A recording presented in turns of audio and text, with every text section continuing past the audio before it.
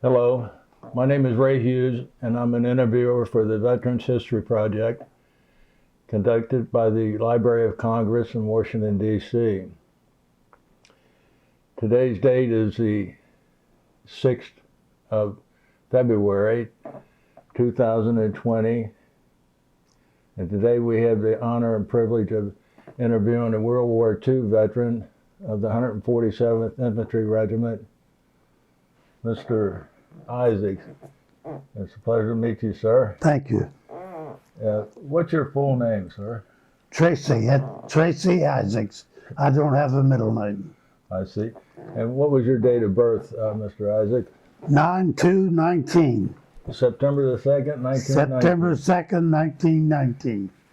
That makes you 100 years old now. Plus 5 months. Plus 5 months, yeah.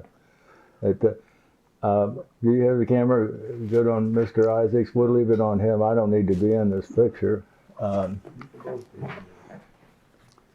where were you born? Pardon? Where were you born? I was born in Estill County, Kentucky. Where at in Estill County? I don't really know exact spot, but my dad left Kentucky when I was 3 years old and came to Ohio. And I've lived in Ohio most of my life, but 2 years. I quit school in my second year of high school, and me and the principal couldn't get along. I went to Indiana to visit my aunt, and she talked me into staying with her and going back to school. I did. I went back and I finished high school in Tangier, Indiana. I see. What was your father's name? Leonard, James Leonard Isaacs. And your mother's name? Betty.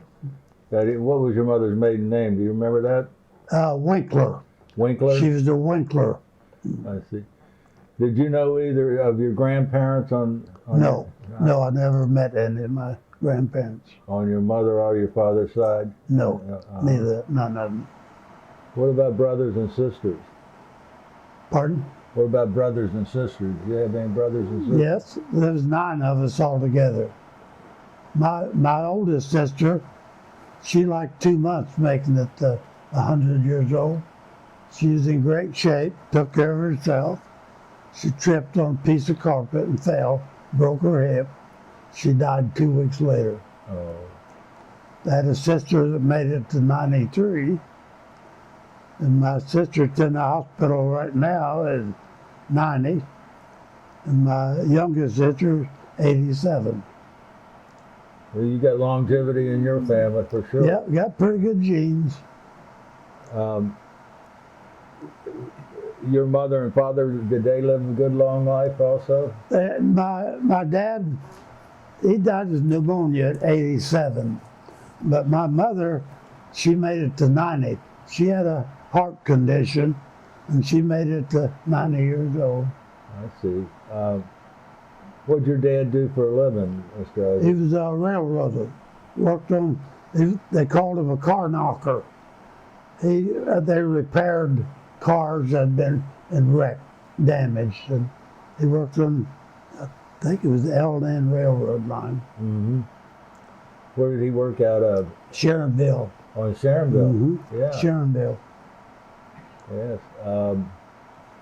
You say you left Estill County when you were 3 years old? Yes. Where'd you all move to up here? Well, we lived in Hamilton to begin with, and then we moved down here at Maud, Ohio. Yeah. And we lived there the biggest part of our lives. I see. What grade schools did you go to up in Hamilton? Pardon? Did you go to grade school in Hamilton? My first year was on Grand Boulevard School, I remember. I don't remember much about it. When you moved to Maud, what schools did you go to there? Westchester. Ah. Westchester. Was that grade school? Yeah. And then my 7th, 8th grade was in Liberty Township. And then from there I went to Monroe High School. And I graduated in Indiana. So you stayed at Monroe High School through your second year, Yeah. and you had a problem with the principal, you said? Or, No, I don't remember it.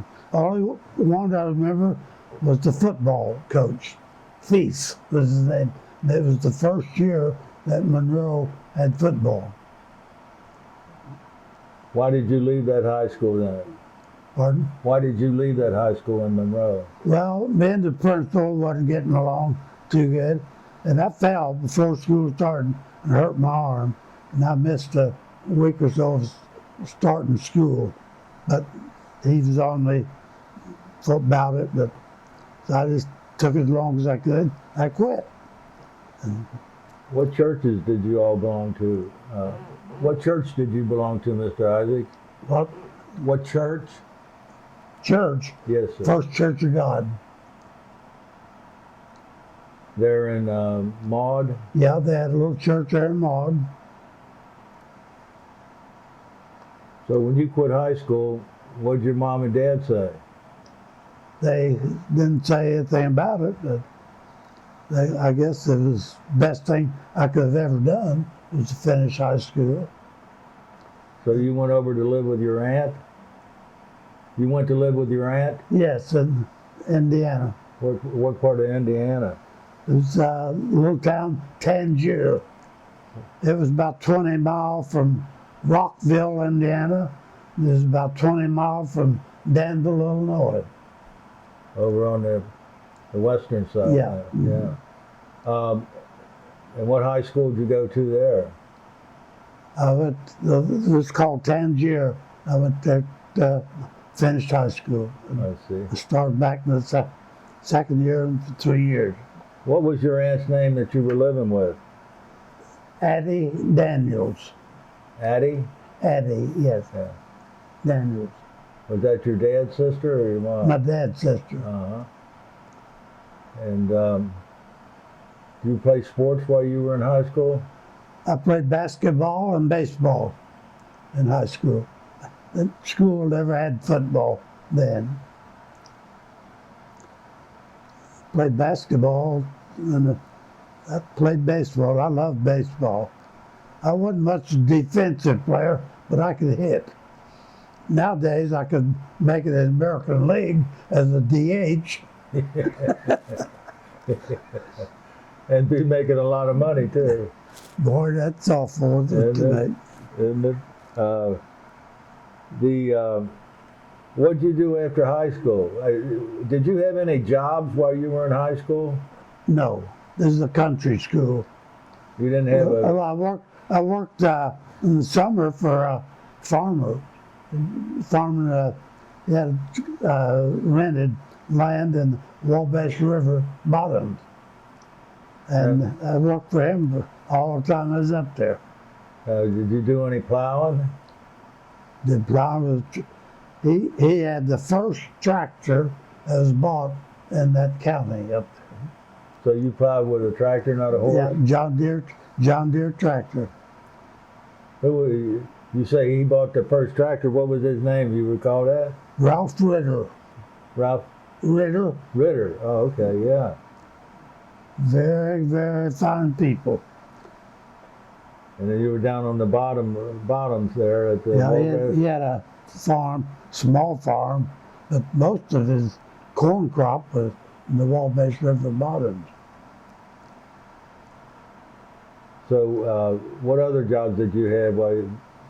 Well, that's about all I did when I lived up there. Well, I worked on the, once in a while, help county. They had gravel roads. I would get a 2 or 3 days work with them occasionally. But that's about all I did up there. Did you come back home after you graduated? Yes, I came back home after I graduated. So what did you do when you got back home? Well, I was working on the railroad when I was called into service. I was drafted down to the GE, down at Evendale. We was laying those switching tracks in that GE plant when I got called into service. When were you drafted? It was Let me see here. I may have that And- down here. 1941. I went in January 21st, 1941. In January of 41, you were one of the early guys. Yes. Mm-hmm. Did you, you were living in Maud, Ohio when you got your draft? Yes. Mm-hmm. And how old was you then? I was 21. You were 21 years old? 21 years old. And did you go down to Cincinnati or Yes. Since, Fort Thomas, Kentucky, Okay. where we're inducted from. And at Fort Thomas, did once you got there, did they keep you or send you back home? No, I'll come back home. And then later on, I got notice where to go to. And we left out of the depot there in Cincinnati, the terminal. Union Terminal in Cincinnati. So Headed for Camp Shelby, Mississippi, how'd you get down there? on train. On a train? Train. Camp Shelby, what part of Mississippi is that at? Hattiesburg. Hattiesburg? Hattiesburg. I see. And you didn't know what outfit you're going to be in. You're just going No. there for basic training. No, to the basic. And that's January of 41. That's way before we got. It's way before we got in the war. They had just started the draft in late Yeah, 40, right? So you're one of the early ones. Yeah. Tell us about. Your mic caboose. Oh, thank you.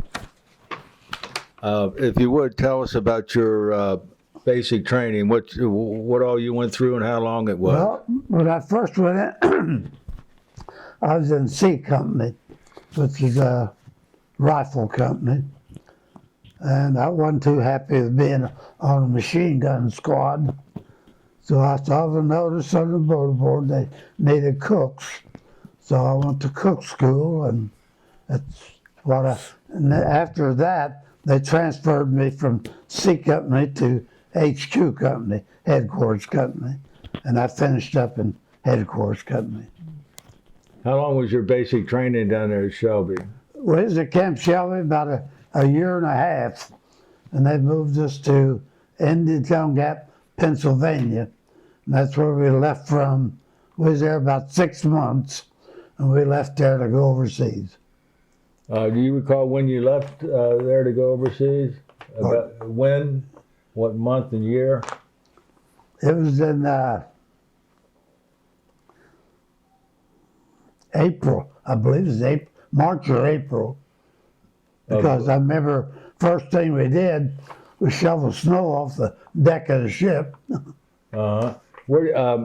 So you were at Camp Shelby for your basic training. What did you do after what was it, 8 weeks or 10, 12 weeks? How long was basic training? I don't remember what it was. It was a good 8 Yeah, weeks. but I stayed there for about a year and a half. Were you in the 147th Regiment then? Yes, yes, Okay, and you were in the headquarters company. yeah. Did you go into town any or do any? Very, very few times. I didn't drink, and I didn't care about movies. I bought an iron, and I made extra money by ironing the guards' clothes for them. I stayed right there in camp most of the time. A lot of people can't believe that at my age, I never smoked.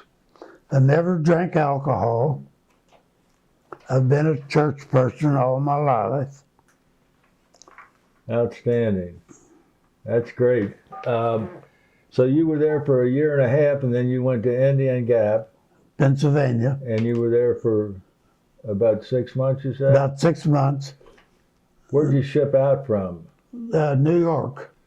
They shipped us to New York. We left out of New York. And you left on a ship up there? Yeah, You remember what ship it was? the old Hunter Liggett. It was a converted cruise ship converted to haul passenger troops. Yeah, the Hunter Liggett, Hunter Liggett, and you left out of New York? New York. Where were you headed for? It was headed for the Panama Canal, and that's where the ship broke down going through the canal. And they towed it through, and we unloaded, stayed there about 2 weeks. At the Panama? Yeah, and they brought another ship and took us on to South Pacific. So you left the Hunter Liggett there and got on board a different ship? Yes, and I don't remember the name of it. And where'd you go to when you got through the canal? Up to California? Or? One of the, after we left, we never went to California. Oh. We went straight to the South Pacific. It's either New Hebrides or New Caledonia, one of the first stops that we made. I don't know exactly which one it was. And you're in the 147th Infantry Regiment, which was part of the 37th Division, Yes, but separated and assigned to the Marine Corps. yeah, Did you know you were assigned to the Marine Corps to begin with? no. No, not until we got there. I didn't know. It was just to follow the Marines through the South Pacific. You, a lot of the guys in the 147th were from Cincinnati, Ohio. Yes, they were, originally. Yeah. Did you get acquainted with a lot of them fellows? Oh, yes. There were several in our company from Cincinnati. The guy that took his place before I came home, I was to be mess sergeant, but I never got the rating because I was coming home. Capo was his name.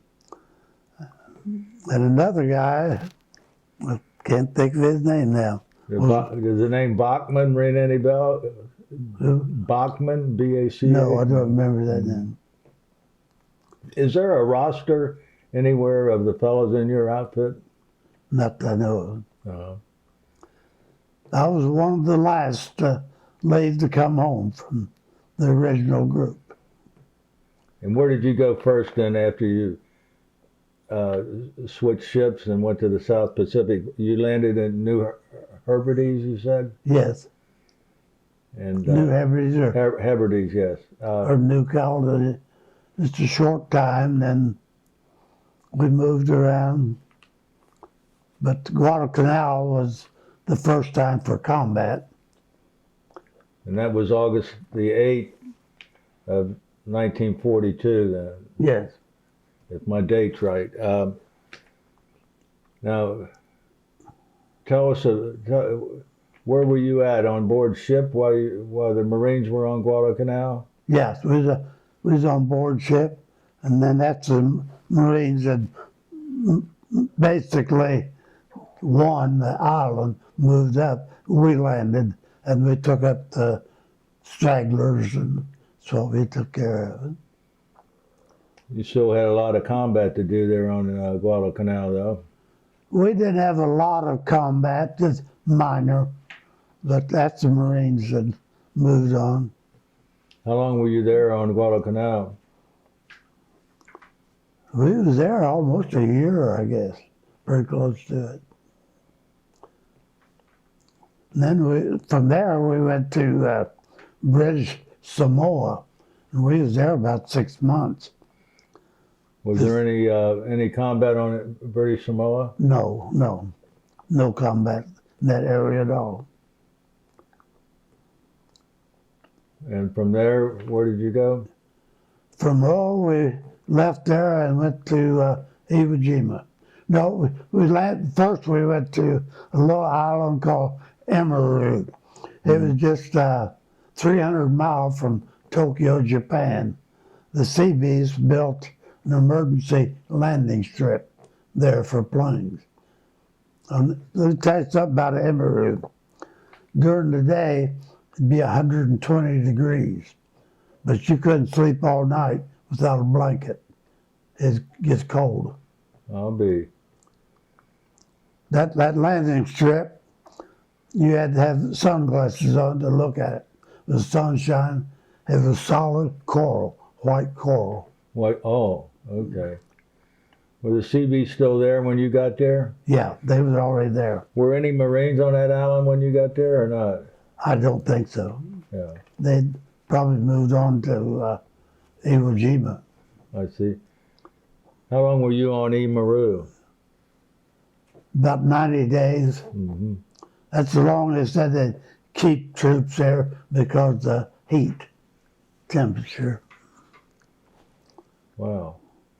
Went from there, if I remember right, from there we went straight to Iwo Jima. Now, when you got, do you remember the ship or anything you were on going to Iwo Jima? No, I don't. And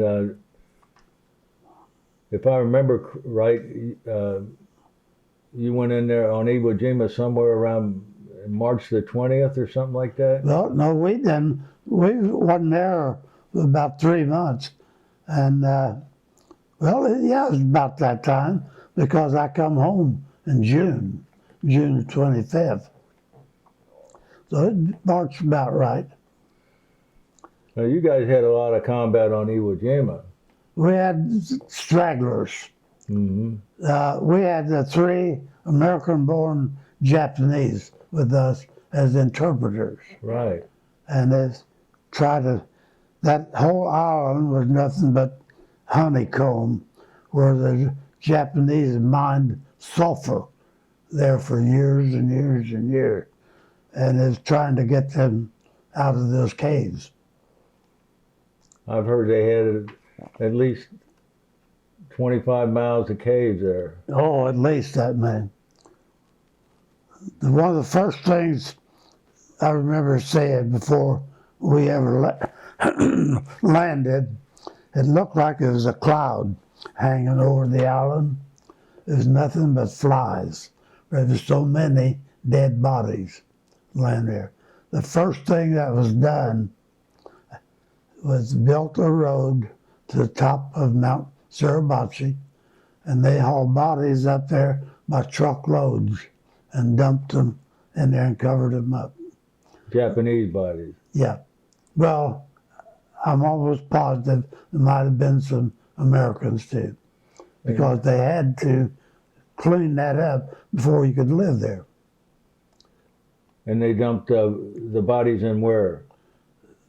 Mount Suribachi. Inside the mountain? The volcano, the old volcano, and then they covered them over. They had to do that to get that cleaned up. I remember a story that was told to us that when the Marines were trying to land there, the ships was firing at pillboxes on the whole island, just a cliff. There's pillboxes, and the shells were bouncing off of them. There was one officer, he got the idea that the ground underneath them would be softer than the pillbox. So they started firing underneath, and the pillboxes fall over them. That's the only way they could get them open. It was a mess. Were you on board ship while the Marines were on the island? Yes. Could you see the fighting? Well, we saw a little of it, not much. It was winding down when we got there. Were there any Marines still with you fighting alongside you when you went in there? No. They'd already left? Yeah. Yeah, the Marines left when we went in.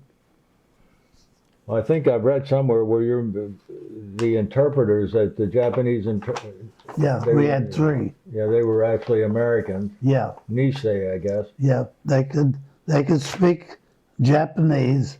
Their parents, I guess, spoke Japanese, and they would set up loudspeakers in those caves and talk to them in Japanese, try to get them to come out.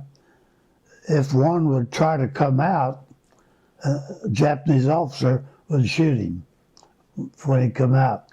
But they wouldn't come out. It was horrible what they had to do, but they would pour gasoline in those tunnels, and then wash it back into the water, and then set it on fire, and burn them to death. And do what with water? Pour gasoline on it, and wash it back in the cave, and then set it on fire. See, the gasoline would float on top of the water. Mm. But it's horrible, but that's the only way they could get them out.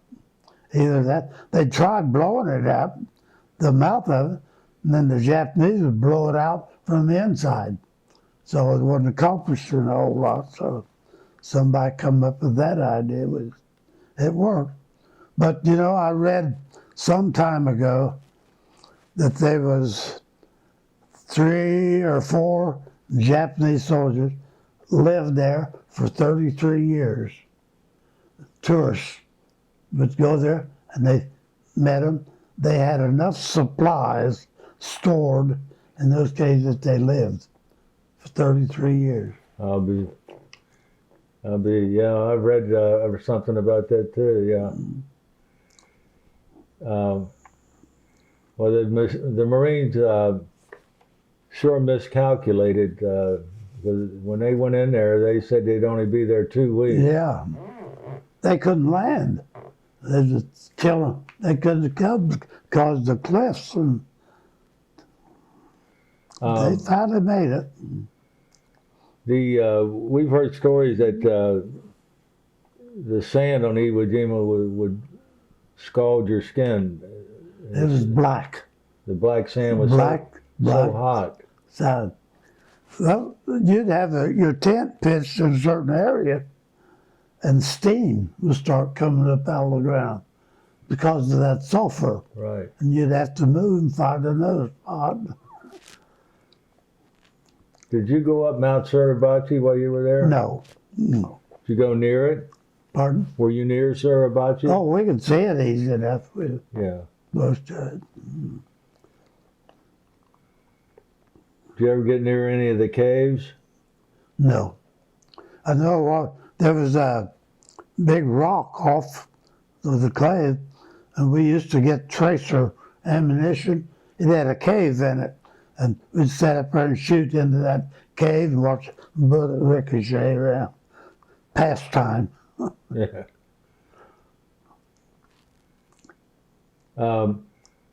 What was it like? Did you set up a whole kitchen while you were there on Iwo Jima? Oh, yeah, we were there. You were there a good 3 months, weren't you? Yeah, about 3 months. I don't, my company, they left there shortly after I left them, and they went to Bougainville, I understand, after I left them to come home. Wait, how did you come home in June of '45? I come home by ship to Portland, Oregon. Then I rode a train from Portland, Oregon to the town over in Indiana, where I got to come Camp home. Atterbury? Yeah. Now, why did you get discharged while you were in the service there? Yeah, a discharge from Atterbury, Indiana. So you're discharged on June the 25th of '45. The war wasn't over yet. No, not quite. It was over in July. I'm just, I thought maybe they might keep you in until the war was over. No, they didn't. I got to come home when we get so many replacements. And you had points too, didn't you? Yeah. I got to come home finally. How many guys that were in your company to begin with were there when you left in June of '45? There's only 3 or 4 left of the original bunch. They all went home before me. I accused them of not having my name in the pot. But I don't regret 1 minute of it. Somebody asked me, would you do it again? I said, in a minute. I love my country. Did you have a couple of Japanese actually surrender though, while you were there, that you recall? I don't recall. And most of them didn't surrender, did they? No, very few, and they did. This is a picture of you. I guess that was taken before you went overseas, isn't it? Yeah, that's where I left. And what is this right here? Is that you right there? That's me cooking. That looks like an athlete there to me, huh? Nice, slim, muscular athlete. Can you see that on there? Huh? Yeah, I only weighed about 138 pounds, Ed. And this is another picture. You were, this is what we called a buck sergeant. What rank was that you got there? 3 stripes up? Yeah, that's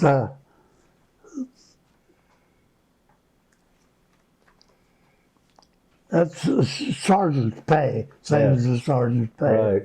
But it's called technician, because I was a cook. I was supposed to have got the staff sergeant, but because I was coming home, they never did give it to me. Tech third. I think that's called a tech third. Technician. Yeah.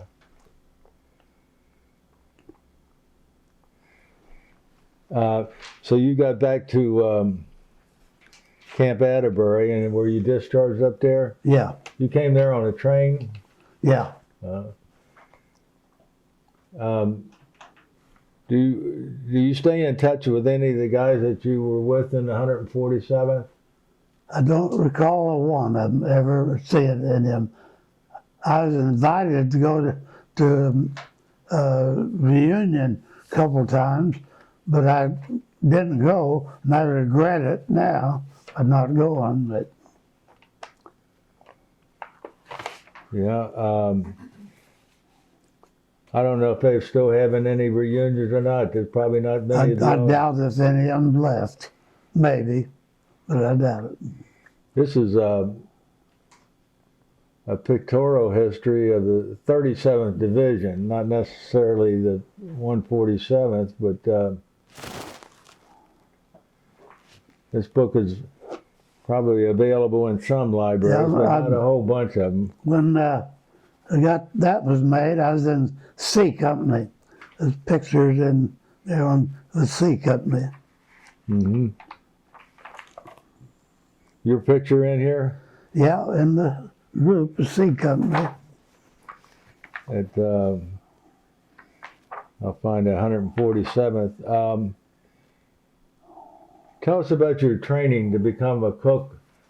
You were in a machine gun platoon to begin with. Is that right? Yeah, to begin with.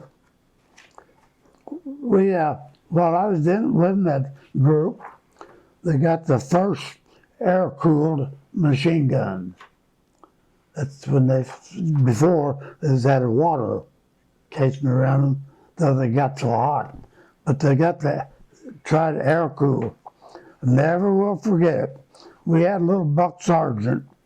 He liked to show off. So they was firing one day on the firing range with that machine gun. After they got through, he grabbed a cleaning rod. When we were going to clean, he grabbed that jacket, left all the meat in his hand. It was so hot, it burned. Yeah, sure. He learned a lesson. Now, when this book was made, you were in Company C? Yes.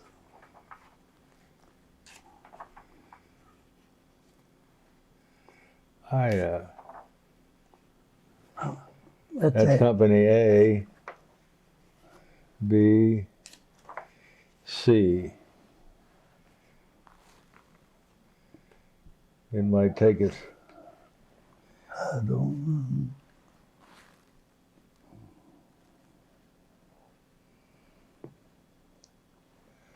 Boy.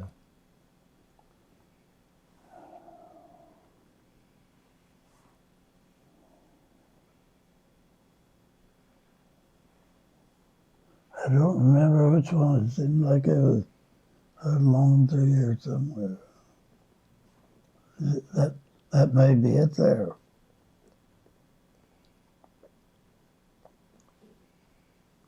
I don't see Isaac's there.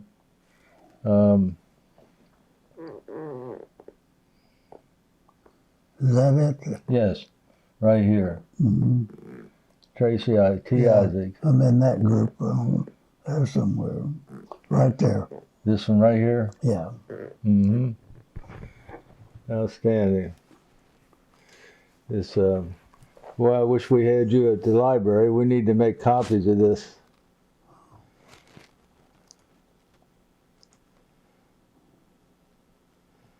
You got it? Yeah, which one was he? Well, I got the group. he's on the middle row, the second row, because there's only 3 rows. And he's the fourth man over from the left. But, so, how'd you come to get out of, let me get this back on you. Terry, if you would, I called you Terry. Pat, take that headband off. Put this back on Mr. Isaacs, please. Right up on his collar.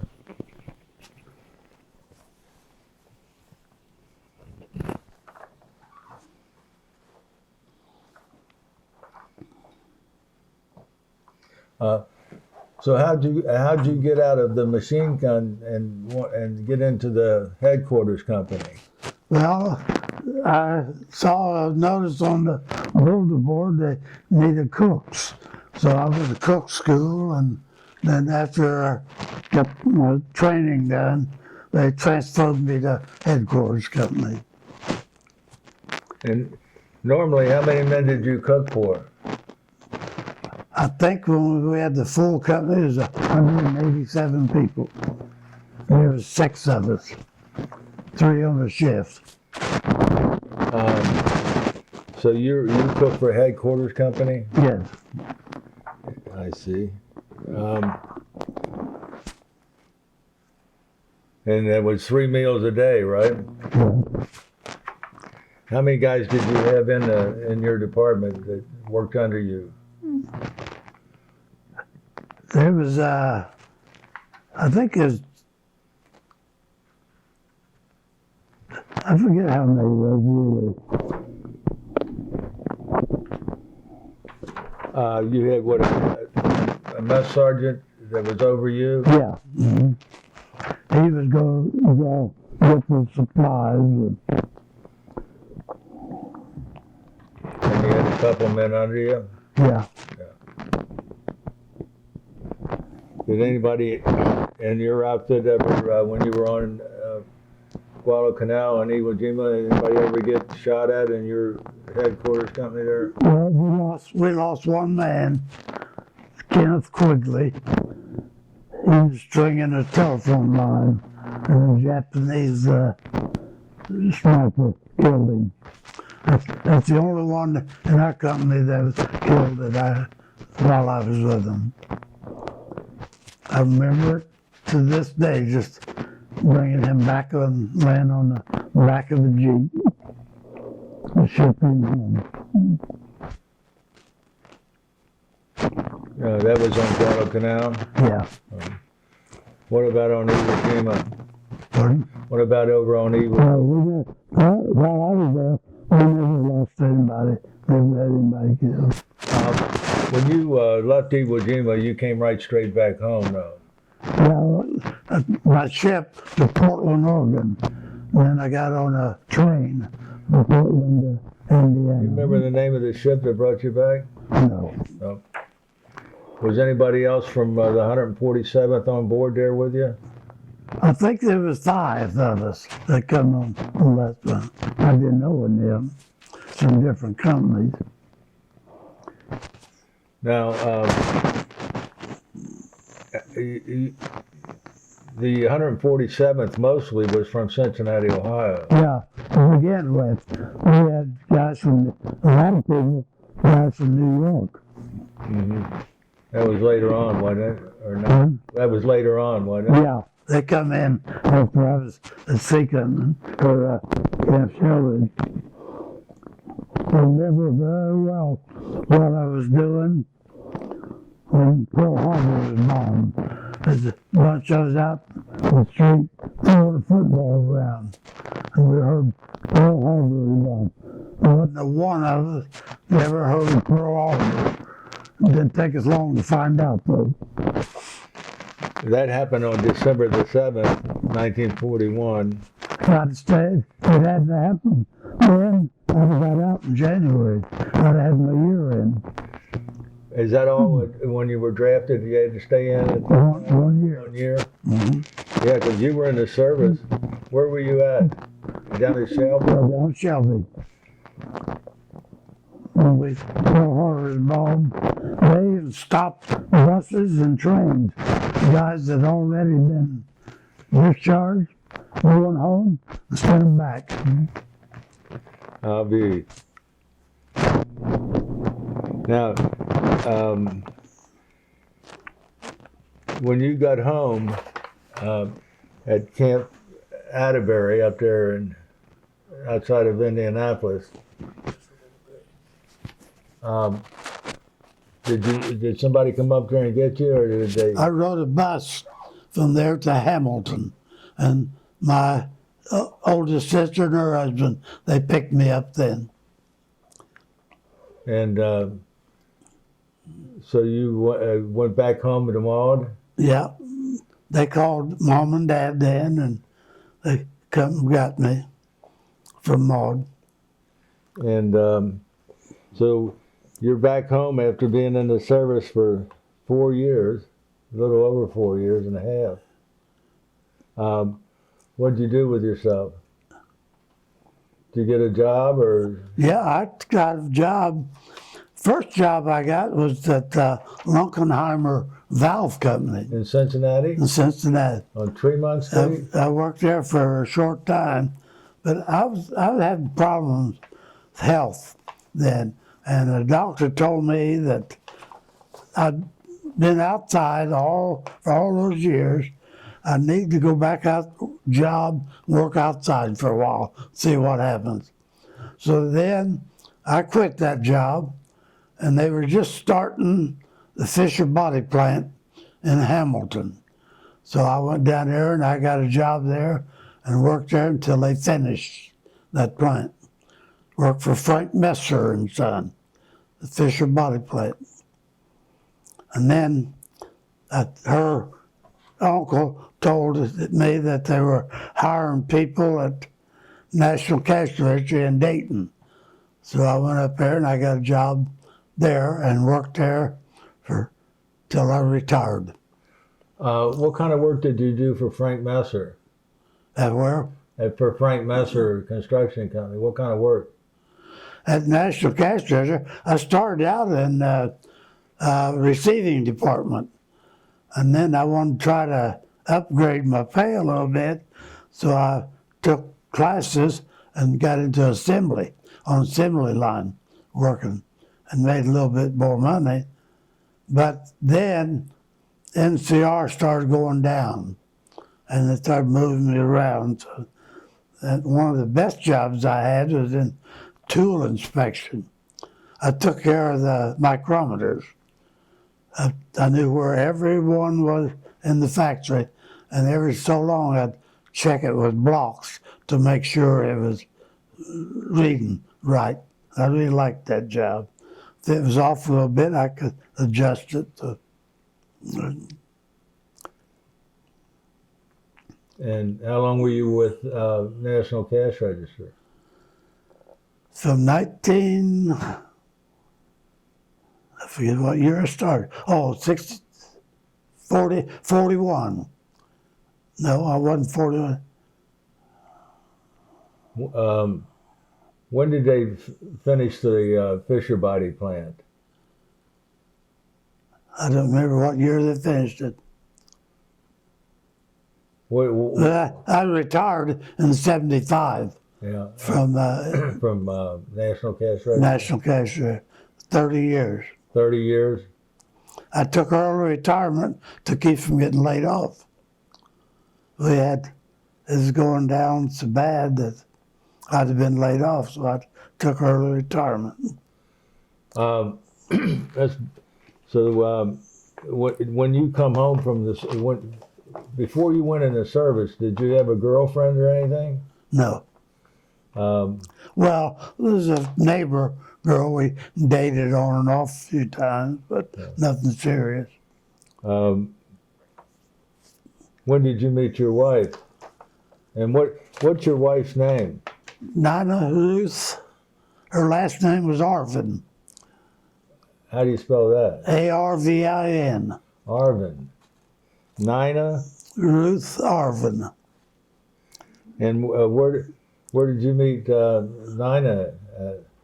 At a high school football game in Irvine, Kentucky. What were you doing back down there at high school? Well, I had an aunt and uncle that lived down in out in the country from there, and I'd go down there to visit them. And my cousin, their boy, he got out of service about the same time I did, and he was up here living with his brother, and we'd drive back and forth down in Kentucky. And went to that ball game, didn't know anybody, and she tells everybody I was throwing popcorn at her. How far can you throw a piece of popcorn? Yeah, but you probably was. I tried. It worked. So how long did you go with Nina then? Pardon? How long did you go with Nina after you met her? A little over a year. I was wearing cars out running back But she towards was- Kentucky. You were still, Mrs. Isaac, you were still living down in Irvine then. Yeah, she's still at home And you were coming back up here working and then driving down to Irvine every weekend? every weekend. Now you were somewhat older than Nina, weren't you? Yes. Yeah, 6 years older. I see. Or 8 years older than she is. They didn't think you were robbing the cradle or anything, Yeah. did they? I tell people I got a late start being in service. So you all went together for about a year? About a year, maybe a little more than that. And when did you get married?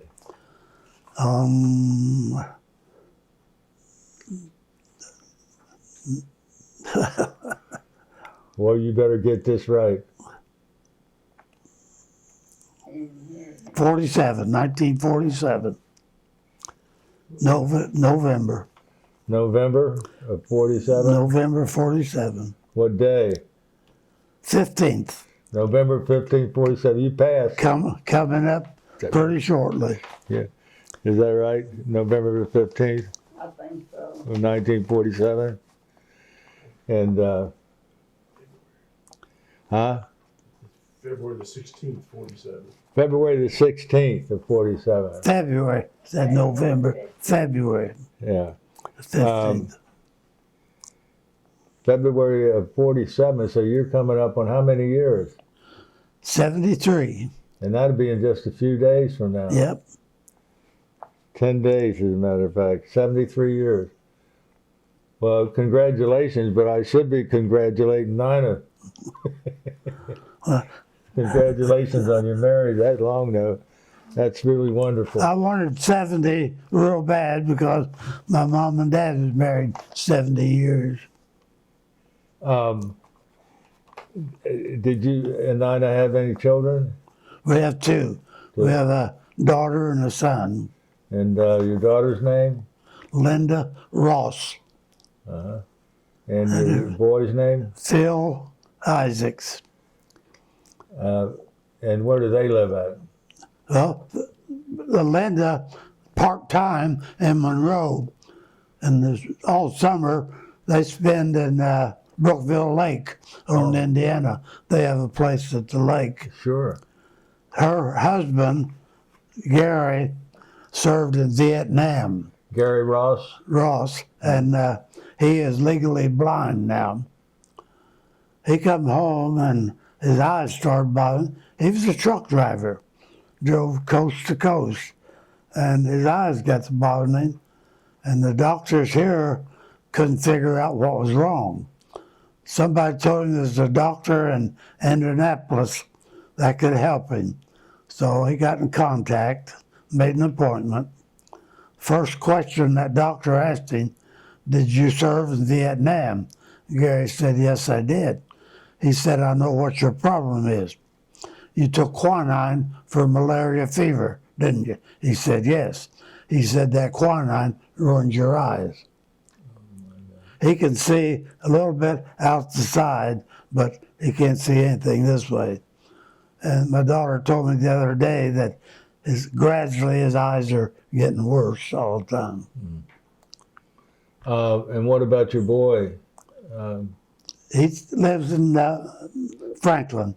Well, he's right on the line of Franklin and Carlisle. He works at a small place over in Carlisle called Sunoco. They used to put coatings on paper. They made a lot of work for Procter & Gamble. Mm-hmm. He's been there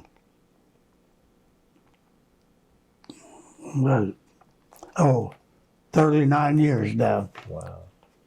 He was working for Oswald Carpet Place, and they sent him up there to do a bathroom. And the manager up there got talking to him and asked him if he'd like to have a job. And he said, sure. So they hired him, and he'd been working there 39 years now. I'll be darned. And what about grandchildren? We have 5 grandchildren, 4 girls and 1 boy. And we have 2 great-grandchildren, and expecting the 3rd one soon. And did Nina work outside of the home after you all got married? Oh yeah, she worked at McAlpin's for 21 years I see. In what city? here in Middletown. In Middletown? Alabama. Yeah. And did you retire from McAlpin's after that time, or did you retire from McAlpin's? Well, it changed to Dillard's. It changed to Dillard's before you retired, didn't you? I quit work the day I was 62 years old. I retired. That way you could get Social Security then, couldn't you?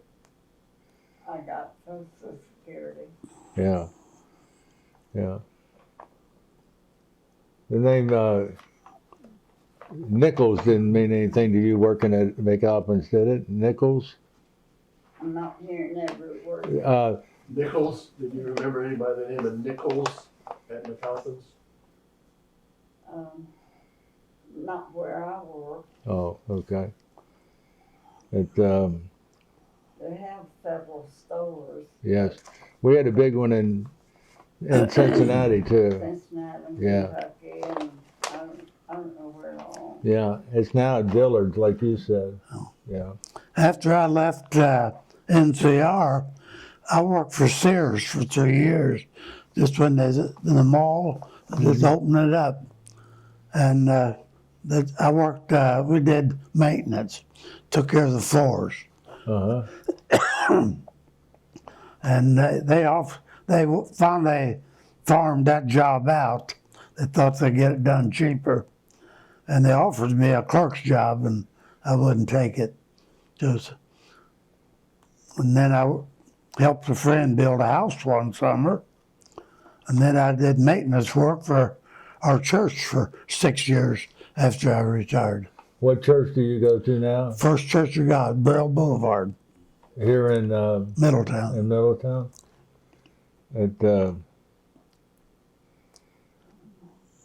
You ever go to one of their churches over in Beaver Creek? No. Your wife said that you do all the cooking. Do you do all the cooking? I do all the cooking. We just started doing it all about a year. I do all the grocery buying. She used to go with me to the grocery. It'd take 2 hours. She'd stand reading labels. When I go to the grocery, I know what I want. I go get it, and I come back home. Oh, I forgot to say earlier that Pat Allen's our cameraman today, and Yeah, I met that record. yeah, I just want to see if Pat has some questions for us today. Just a few, Tracy.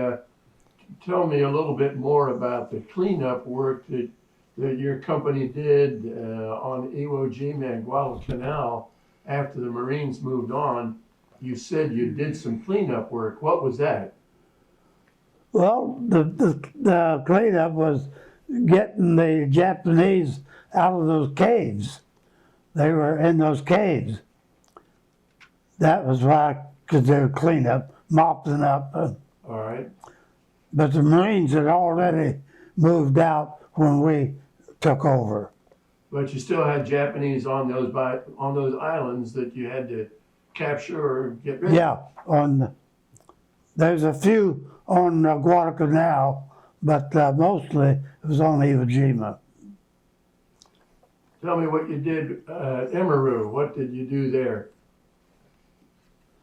Pardon? When you went to Emeru, what did you do there? Oh, we just stopped there for a period of time while the Seabees were building a landing strip, emergency landing strip. All right. That was 300 miles from Tokyo. In case a plane, when they was bombing Tokyo, they got hit, could land their emergency landing. Were you there from the time they started building the landing strip to the time it was completed? It was just completed when we left. All right. Tell me a little bit about the sniper that got killed after he had shot your buddy. How did they kill him? This boy, his name was Kenneth Quigley. He was stringing a telephone line, and they put the telephone lines up on the coconut trees because vehicles would tear them up. And he was up on a tree stringing a line. The Japanese sniper was up in a coconut tree, shot him and killed him. Could you see him? No, I didn't see it. Did anybody see him? You mean the sniper? The sniper. No, but they knew approximately where he was. They had captured a big pair of binoculars a few days before, and the colonel asked for them to bring it up, and they brought them up, and he looking through them. And finally, he pulled into a certain tree and asked about 6 guys to fire into it, and they killed him and fell out. He was camouflaged so you couldn't tell him from the tree. Well, we talked a little bit about your brothers and sisters. Let me go through some of them. You had a sister Clara, and she died at age 99. Yes, Then you had a sister Lola, yes. and I don't remember her. She died before I was born. all right, and you had a brother Edward, Edward, and he died at what age? he's in his 60s. I wrote down 63 when I talked to you before. Is that right? That's about right. He was diabetic, And you had a sister Eunice that died at age 93. 93. And Dolores, she's about 89 and she's still living. She's 90. She's the one that's in the hospital right now. All right. And Dolores' last name is Gray West. Gray. Okay. She lives in Westchester. Yes. All right. And then you had a brother Nelson who died at age 87. Yes. And you have a sister who's still living, Eva Mae Clark. Yes. And she's what, 87? About 87 now. And she lives in Middletown. Middletown. Oh, that's all I have, Ray. Well, we really appreciate this interview, and I want to thank you for your service to our country. Thank and you. I want to thank you for your patriotism. and being just what we kind of call a great American. Thank you. I appreciate it. Thank you, sir. I love my country. I don't like a lot of things going on right now, but it's still my country. Thank you very much from me too. Okay, thank you.